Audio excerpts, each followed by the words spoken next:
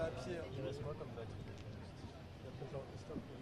On était un peu... Oui, parce que là on démarre. Ça va, vous êtes bien installé? Ça va, merci. Allez, on y va. On y va. Hop. Ah oui, mais alors. Là, vite. Ici. Là. Il faut suivre le groupe. Ah ouais, il faut pas se détacher parce que après on se fait engueuler. Oui, je sais. Il arrive chez toi. Hein. Allez, monsieur. Allez, on va se faire engueuler. D'accord, il arrive là. Ok, allez. C'est bon. Ciao. Vous avez une réponse?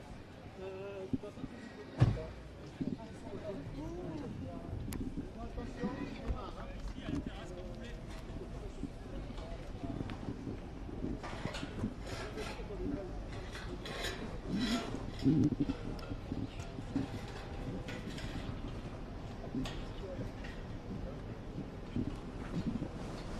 Tu l'avais déjà fait, toi, ça va ou pas?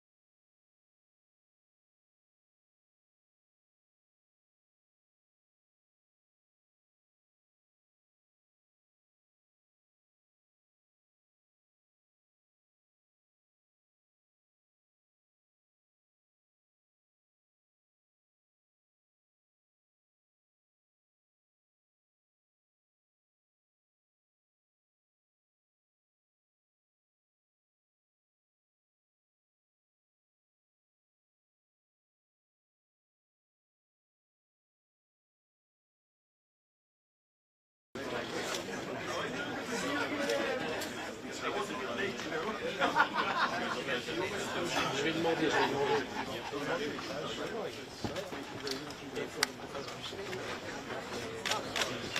Putain, je vais les voir. Vous gardez ma place ou quoi? Okay. Benoit and Edward, if you could take your seats.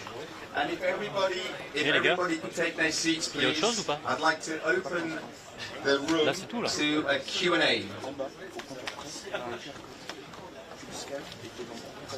D'accord. So, Ouais, super, merci. the room is now open to a Q&A. Before you ask your question, please give your name and your media. If you sit down, Edward. Yes. And Benoit. Ah. We're full in order here. You only the MC. Please, over here, please. Please. Thank you. Yeah, this way, please. One last, please. Thank you, please, so much. Thank you. Merci. Okay. C'est bon? On y est? Are you ready, gentlemen, for some Q&As? Right, the first question. Let's go to Sebastian. Sebastian Steinke from Flugverbot Germany. Can you tell us what the value of this altogether is? And second part of the question is, why did you pick the 350 fighter over competitors? Could you kindly elaborate a bit on that? Thank you.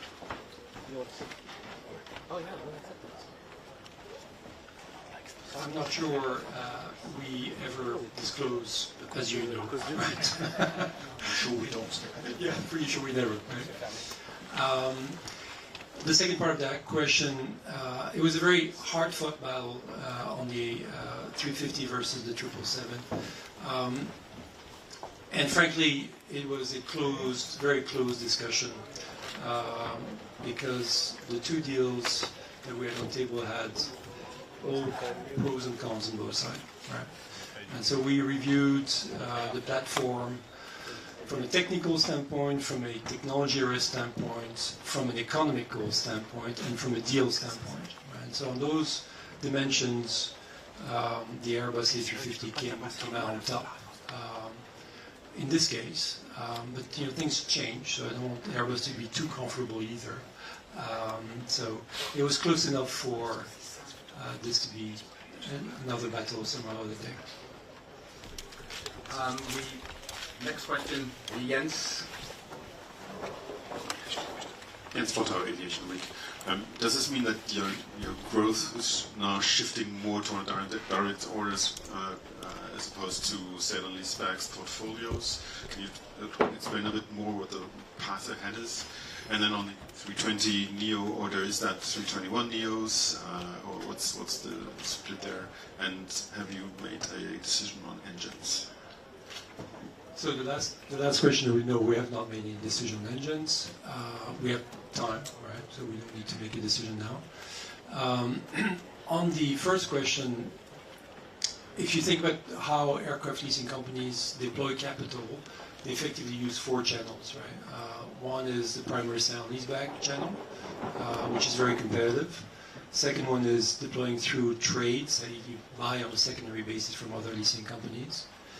Then there is the opportunity to do opportunistic M&A, which we've done. We've acquired Standard Chartered.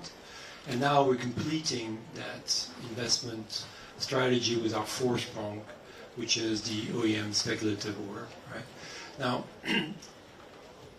deploying capital and arbitraging the market conditions across the 4 channels is the most efficient way for us to maximize returns. So that's the idea here. Make sure that we have a differentiated approach with airlines and a complete toolbox to deploy our capital. Thank you. Now we have a question from Richard. Richard Sherman, the freelance aviation reporter. Question to Aviation. Have you placed already aircraft with airline customers? And can you discuss how will you deploy the freighters into the Saudi market? Is this for growth of Saudi or potentially cargo from Riyadh Air? So we've not placed, we literally just signed the aircraft. However, we've started discussions, and yes, there is a big potential of growth in the Saudi market. The Saudi aviation strategy calls for more than doubling cargo and logistics infrastructure in the kingdom. So that's definitely for growth. And we are primarily, as I explained earlier, we've selected the aircraft primarily on the basis of the use case in Saudi Arabia. But of course, we're a global leasing company, and we will also talk to airlines globally. Chris Jasper from the Daily Telegraph. Ted, I think we're expecting possibly another order at some point out of Saudi Arabia this week. Are you conscious of the fact or the reality of Saudi Arabia becoming a rainmaker in the industry now, and perhaps taking over that mantle that other Gulf states once wore? You know, you're probably collectively going to make the biggest splash at the show this week.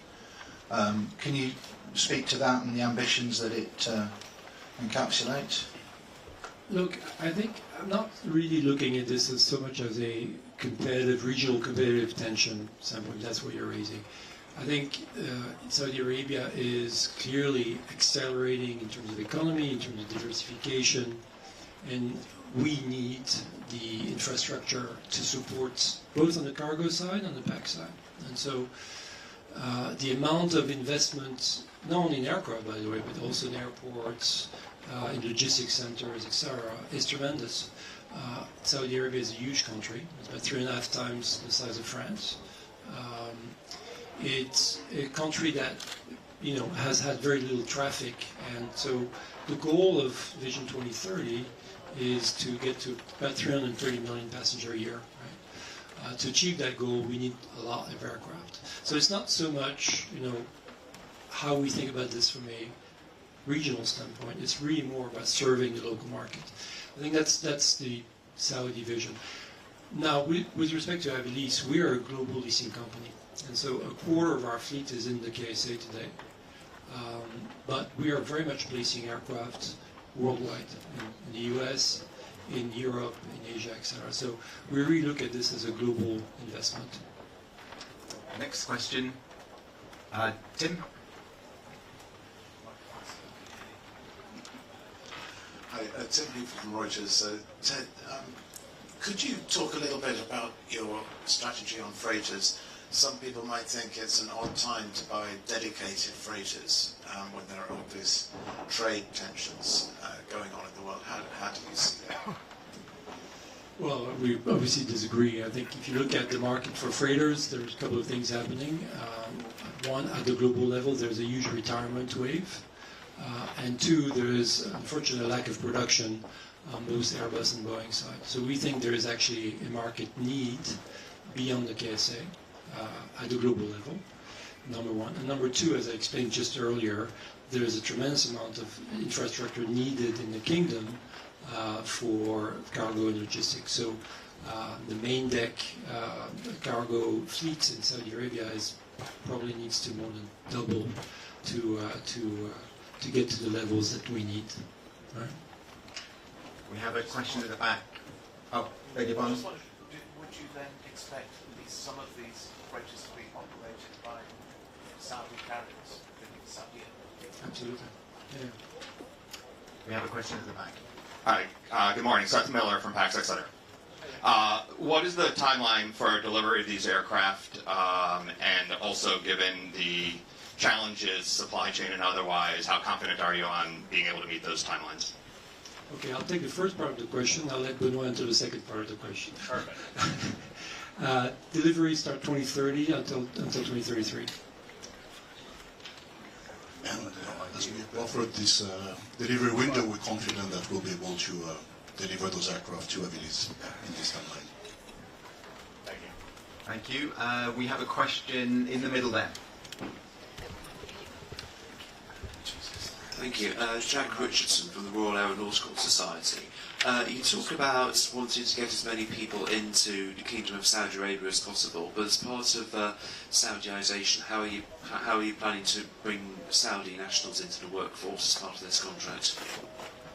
Well, if you around this room, there's a big portion of my team, and there is a very large portion of Saudis working in the industry already, which is I think probably the most interesting part of my job is to bring up a generation of Saudis so that they eventually take over the keys of this company and run it. Right? So my goal is not only to build a global leasing company which competes at the very top of the industry, but be a Saudi company that competes on a global basis. And if I achieve that, I think I'll be very proud, to be honest. Okay, we have a question at the front from Mark. Thank you, Justin. Mark Pilling, Aviation Week, Arabian Aerospace. Ted, just could you give us a feeling about your progress? You're only 3 years old. Are you ahead of schedule in terms of your four-pronged strategy? Are you about right, or would you like to go faster if the manufacturers could give you aircraft faster? So we wrote a business plan when we started, which entailed getting to the top 10 of the industry, which basically means around a $20 billion balance sheet by the end of the decade. We're about 2 years ahead of schedule, mostly thanks to the acquisition of Standard Chartered Aviation.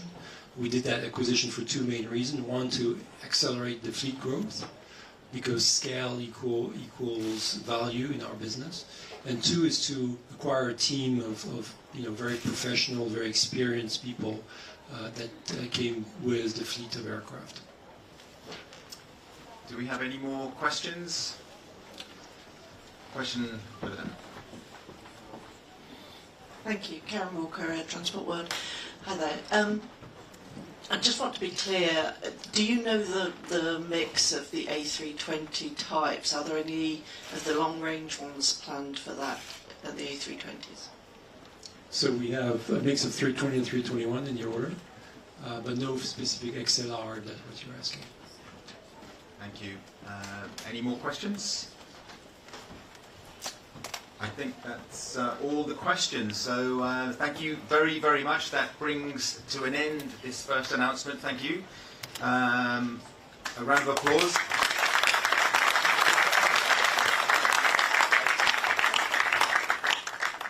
And look out for our next announcement today. But thank you very much for now. That concludes the announcement. Thank you.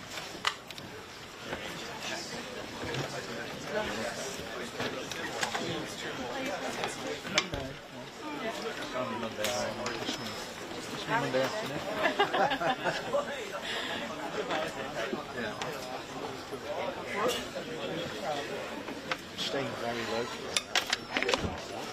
makes the travel easy. Very impressive. Very impressive. I got it really late. I got it last week. Because